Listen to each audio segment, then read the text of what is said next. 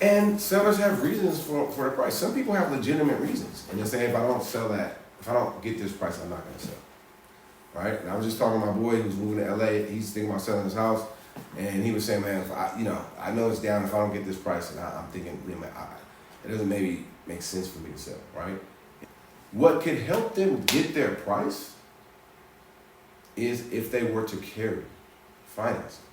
A cash buyer, would y'all agree, a cash buyer generally is going to probably pay less than somebody coming along with financing, right? Yep. So if I'm a seller, I'm willing to take that cash price because I know it's going to close in 2 weeks. I ain't got to worry about no bank. I ain't got to worry about no appraisals, all that stuff, right? Somebody comes with a bank appraisal, I know, hey, look, I got to get a little bit more on my price because I got to go through the appraisal process, the bank process, so on and so forth. Boom, there we go. If I'm willing to finance the transaction as the seller, well, I'm not going to get all my cash up front, but maybe I can ask for a premium on the price because I'm going to get my cash over a period of time. And what typically happens when seller finance deals, it's very rare that you'll get a seller finance deal at a cash price. When you're negotiating seller financing, a lot of times what you got to do is be willing to pay them their price or give them their price. And the strategy on that is your price, my terms. So you want $1 million, even though maybe it's only worth $950. Okay, we'll give you $1 million, but I want you to carry this at 4%. You see the power of that?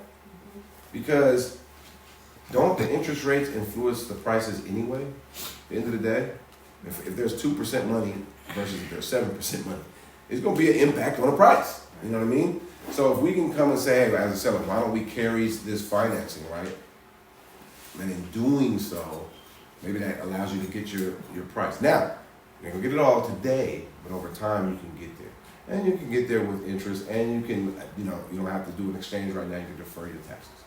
So another great thing to think about in terms of the seller's mindset of why they would carry. Why would they finance, right? There's another things that, like if the property has some high vacancy, it has some issues, that's what you do. You be able to, you got to get creative in these, or you drop your price to the rock bottom. And if you don't want to drop your price to the rock bottom, you can't. So I've talked to you guys about why, as buyers and investors, we want to get seller financing, creative financing, I should say. And now, as a seller, what are some of the benefits to them to doing creative financing? We're talking tax benefits, getting your price, and then getting a better return on your equity. That guy who says, hey, I'm going to get 1.5, I'm going to cash out, right? He is going to have to pay capital gains tax. Say he don't have no mortgage, so say he gets 1.5, now he has a basis, but let's just say 1.5 is his profit. He's paying tax on 1.5, at least 30%. You know what I'm saying? And that's, what is that, 450?